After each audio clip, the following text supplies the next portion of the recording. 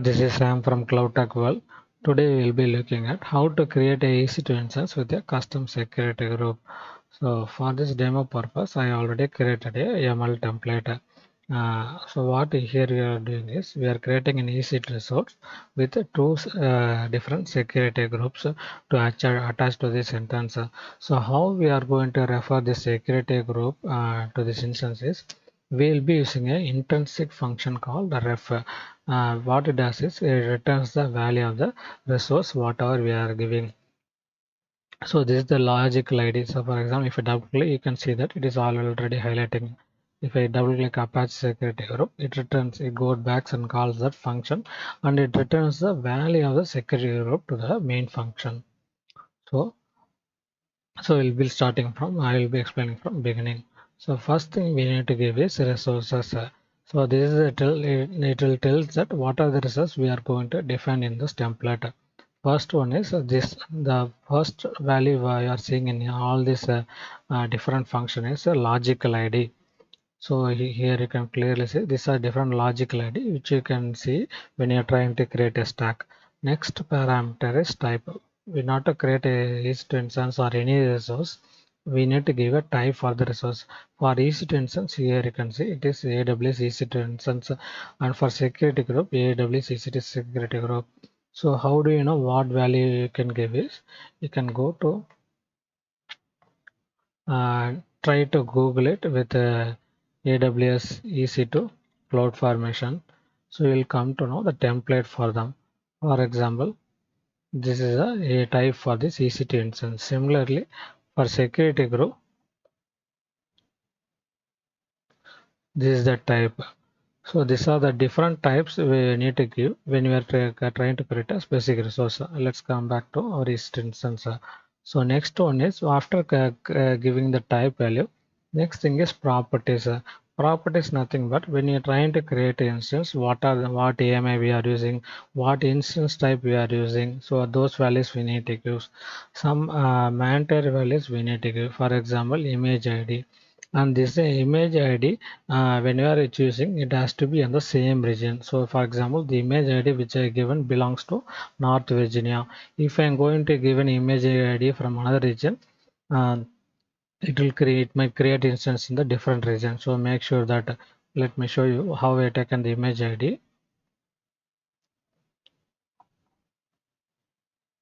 Go to EC2 resource, launch an instance. See, I have chosen Amazon Linux to AMI image ID. So for this, I have taken this 64-bit x86 AMI. So this AMI ID will work with our free tier instance type. If you choose the other AMI ID, it won't work. So if you can try that to see, you might get an error. When you choose this AMI ID, you might get an error with T2.micro. So make sure you are choosing the right AMI ID or the instance type. And the instance type I have given as T2.micro because we are using a free tier for this demo. Next one is key name. So make sure you are creating a key pair. If you already have a if you already don't have a key pair, create a key pair from EC2 console. Go to EC2 service, and if you come bottom, you can see key pair option is there. Now here you can create a key pair with your name and what are the format you want. Just after creating, click create a key pair. For this demo, I'm using a CTW key pair which I already created. So this key name. It's not a mandatory value, but if you don't give, we won't be able to log into instance. So it will be difficult. So next one, there is the security groups. So for security group, I'm using a ref function, a reference. It will refer to different logical IDs. I created two security groups. So let's go to first security group. If I can come to a security group, the first one is our logical ID name we are referring. You can give any name. This logical ID, you don't need to give the same name. You can give your name with a valid, I mean like it should be in a readable format for you to make it understand. Next is the type which already seen. Type we can copy from or AWS CloudFormation template for related to the specific resource. So for each resource, there has to be a type and there has to be a property. How we choose, how we are creating these properties, they already given the template. There will be some mandatory value and there will be some optional values. So here you can see, for example, this is a security group we are creating, type we are giving, and after that properties. So there will be a lot of values will be there, but we can specify only certain values to make it working. So the first option is the group description. So before giving this value, you need to know how you are actually creating, how you should be able to create manually. Then you will have an easy understanding what are the values you need to give. So first one is a group description. Let me show the example what I'm telling. We come to security group.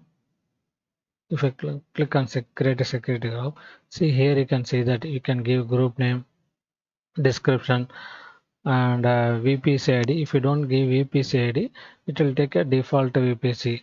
But in cloud format, when you are creating a VPC only, we can give the VPC ID. Otherwise, leave it as it is. It will automatically populate to default VPC group, default VPC ID. So first one is a group name, next one is a description. VPC ID is optional. Uh, Next one is inbound role. So this is what these are the values we are giving. So here if you see, the first one is IP protocol. This is the protocol what we are giving.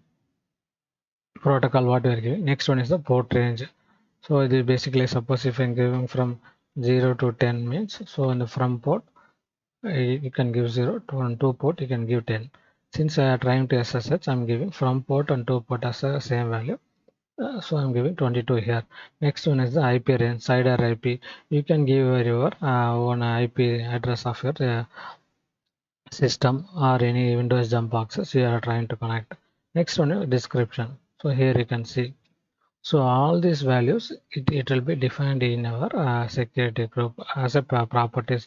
Here you can see group description. They have defined what is that group description, whether it is you will come to know whether it is required or not. You will come to know from this parameter properties. Next one is a group name, security group ingress, whether you are allowing inbound or outbound. So those rules you can see. Tags you can add it. We are not giving a tag. We are not giving VPC ID. Since we are going to use a default VPC, we are not giving this value. So this is the first security group we are referring. Similarly, for the next security group, this one is a logical ID. It will follow the same pattern. First one has to be type. Next one is a property. The same set of properties I'm using here. Only difference is I'm allowing a different port. I could have given this security group rule here itself, just for reference what how to handle when you are handling two different security groups. I have given the separate logical ID. So now after creating this YAML template, save YAML template, save the file in a .yaml format. Now go to CloudFormation, log into your Windows console, go to CloudFormation service, then you click create asset stack. Choose template is ready. Click on upload a template file. Click choose file.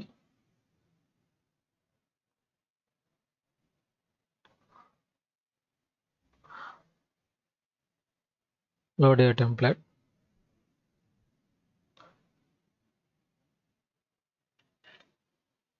You can give any name.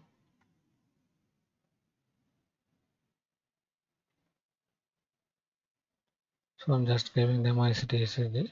You can give tags as well. We no need to change any other values. Click next. Click create stack.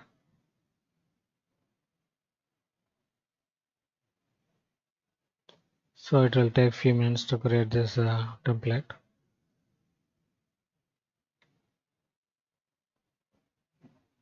So first it is creating the security group. Here you can see the A1 section. Now instance creation is in progress. It will take few minutes.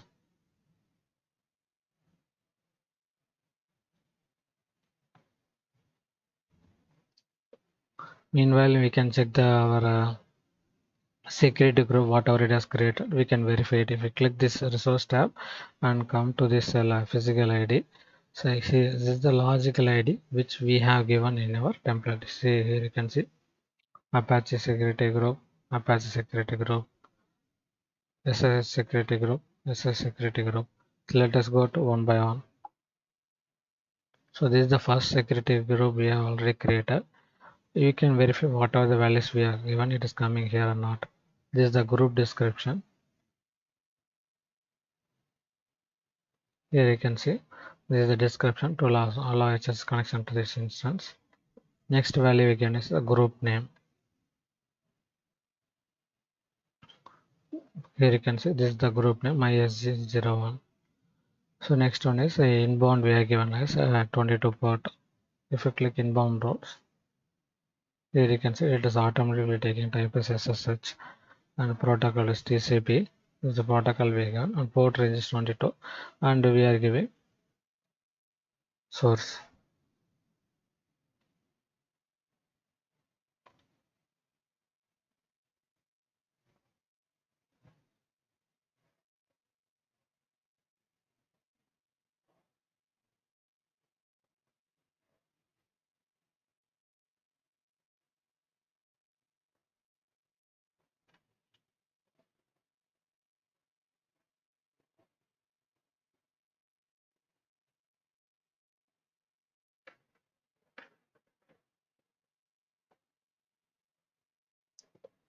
Let's go back to CloudFormation. Our instance creation process got completed. Once instance is launched and up and running, here you can see that instance is running state and statistic is stored or passed. We also make sure that we are able to connect to our instance. I'm using MobaXterm. You can use any other SSH to put SSH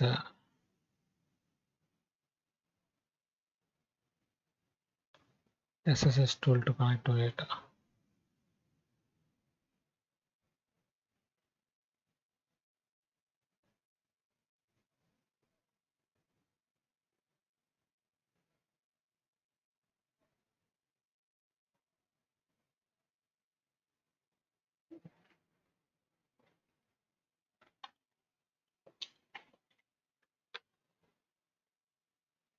Here you can see I can able to connect up my instance in order to access HTTP Apache service.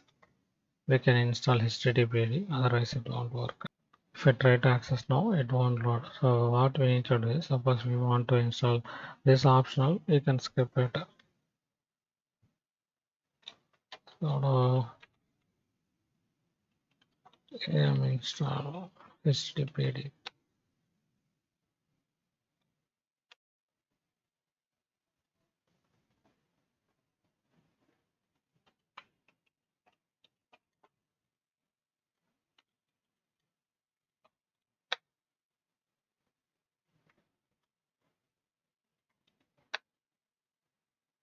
So Apache service is now running.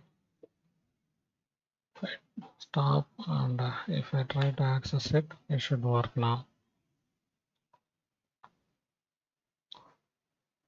So once you complete your all your tasks, just go back to CloudFormation. Don't forget to delete the stack. It will delete all the resources we have created so far. Thank you for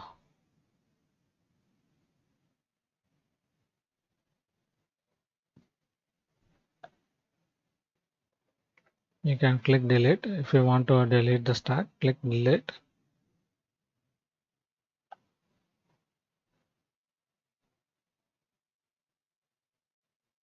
Click delete stack.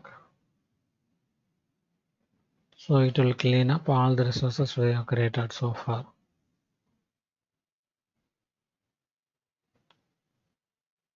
It will take a few minutes to clean up this process. Thank you for watching this video. If you like the video, subscribe to my channel. If you want to know any other topic as well, comment in the comment section. Thank you.